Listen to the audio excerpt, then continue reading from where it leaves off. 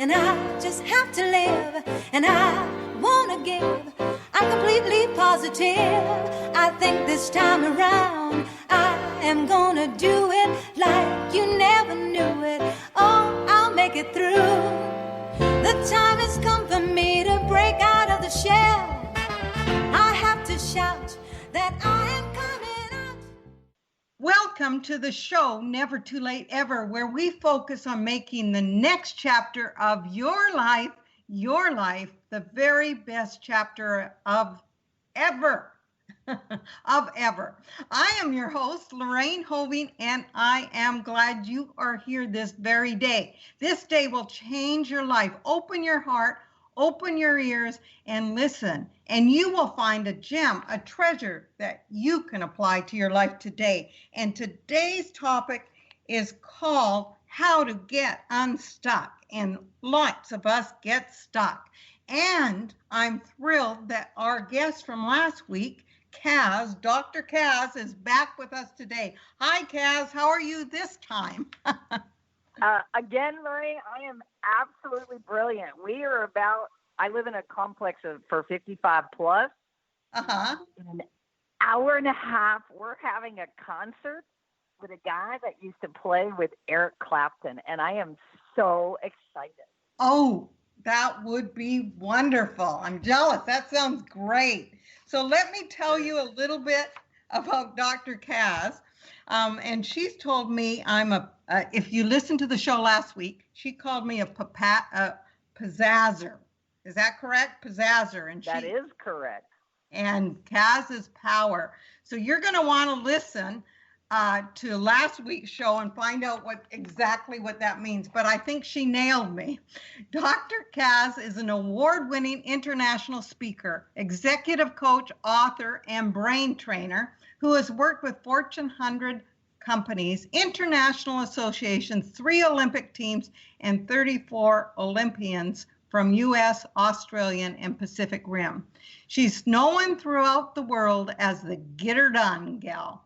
She works with movers, shakers, and impact makers on getting unstuck and teaching how to live in competitive balance where intensity meets inner peace and momentum explodes. Okay, we want to explode today. How to get unstuck.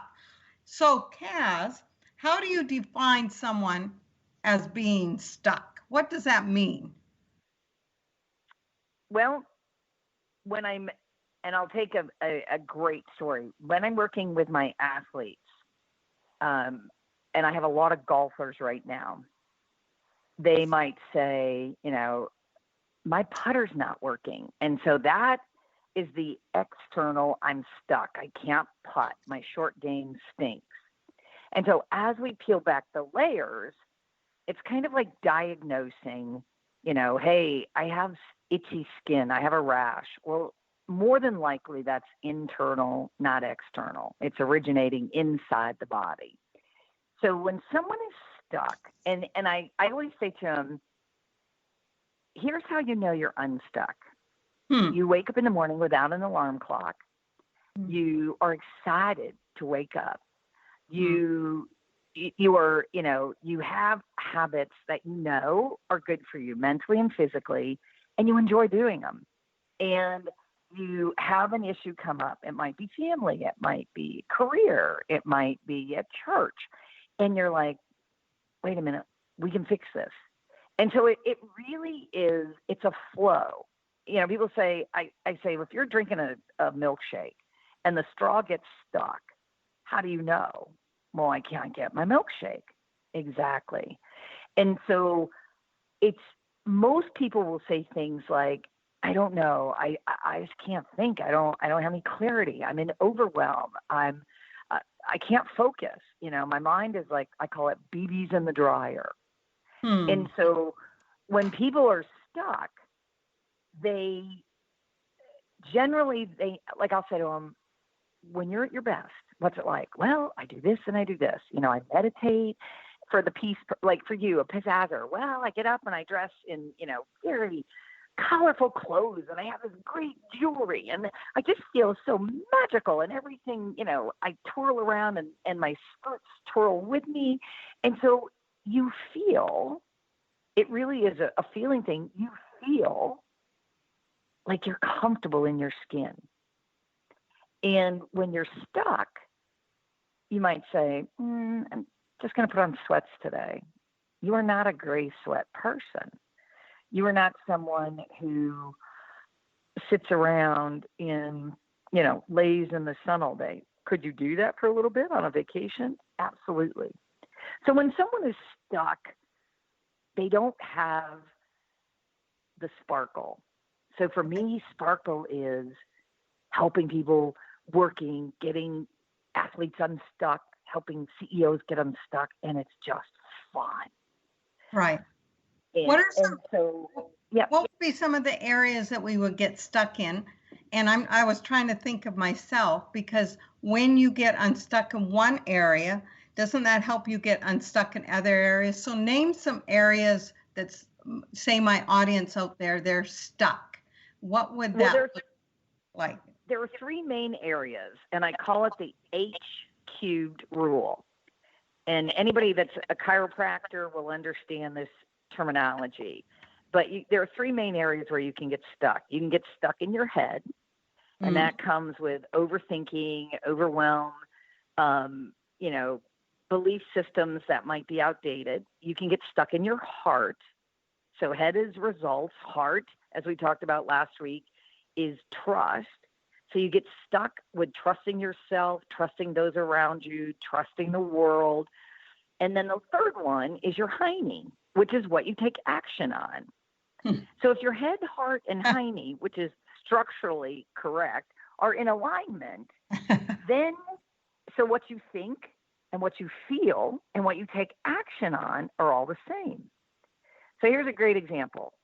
As a power person, we have a tendency to stretch the truth a little bit. And so I might say, I never speed. Well, that's not true. I've gotten so many speeding tickets. I mean, seriously, I totaled 7 vehicles. Speed is one of my things. But none of them was I speeding, though. I just want to put out there, no time was I ever speeding when I totaled any of those vehicles. I was asleep. So we're just going to make sure they know I didn't speed and hurt somebody. But, for me, there's a disconnect in what I just said. And then I know in my heart, I'm like, oh, geez, I collect tickets like some people collect flowers, and then my action is I have a lead foot. And so that's a disconnect. And so I will begin to get stuck. So let's say the listeners out there, you have an aunt you don't really like or a cousin, and you go to a family reunion and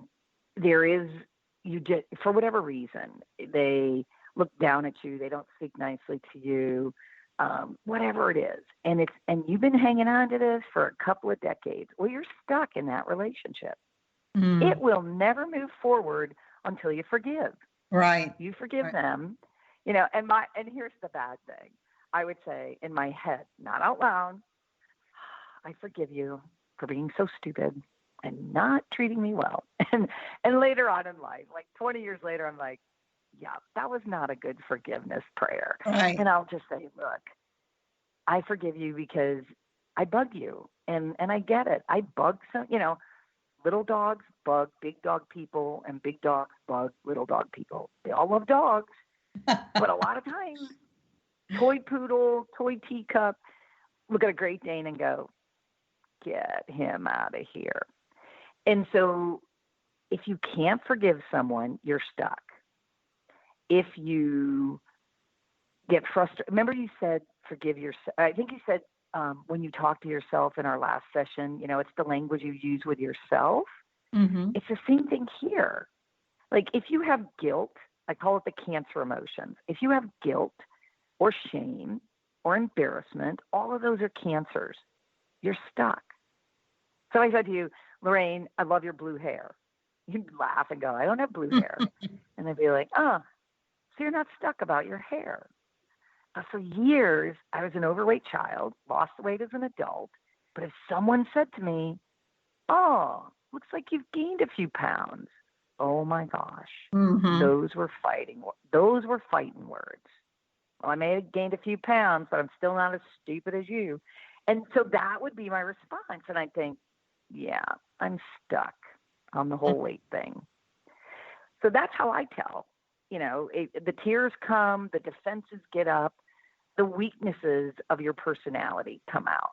Mm-hmm. And when you start to defend anything, you're stuck. Right. That's a good cue. As soon as you get defensive, you're stuck in that area. I like that. Now, is it easier, do you think, to get unstuck as we age? I think it's easier to not care about the things that used to get us stuck when we were younger. Right. I'm not sure it's easier to get unstuck, but I think it's easier not to get stuck because it just isn't as important. Right. So if 35, 40 years ago, it was all about your appearance. Fast forward to 12, 13, 14 weeks not being able to see your hairdresser, and you're kind of like, I'm over it. I don't care. Yeah. I'd agree. It's you don't take offense like you used to because you just go, well, whatever. It doesn't. And I think because of the years of experience, we've learned what matters and what does not matter. We see it in a clear view. So for me to get stuck is different than it used to be and less than. Yes. And I think I ask a great question. That's one of my lessons my mom taught me. She'd say, Mouse Bait, if you ask a great question, you'll get a great answer. If you ask yourself a great question, you'll get a great answer. And so my question is, does this add value to my life right now? So do I want to get mad at somebody? Because will that being mad add value to my life? Right. And it's like, no, that doesn't. Do I learn lessons? We've all had instances where someone we thought was a friend did or said something that was so unlike a friend and was just horrible. And so the question is, is forgiving them and bringing them in as a friend where they are right now, is that going to add value to my life? Or are they so stuck and hurt? Maybe I should forgive them for that comment and move on. And I think as we get older, a lot of it is around, friendships and relationships and, who do I trust? Do I really trust this mechanic? He's ripped me off 3 times because I'm a woman. I'm over 60. No, I think I need to find another mechanic. Mm-hmm. Mm-hmm. So it's recognizing. Yeah, I get it. Now, sometimes it's easier for us to help others. Other people get unstuck, but sometimes it's harder for us because it's hard for us to look inward. And sometimes we falsely believe, well, I'm not stuck in that area.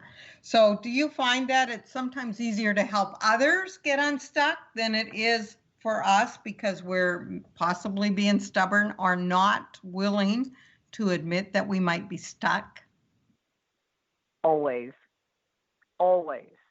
It is so much easier to sit with a friend and give advice and give great advice and not see that we are in the exact same situation. And I see it all the time with friends who are not happily married like yourself. And it may not be their fault. It may be no one's fault, but they will get advice from a friend. And I sit back and think, oh my gosh, you're in the same situation she is. And you're telling her to get a divorce or go do this or do this.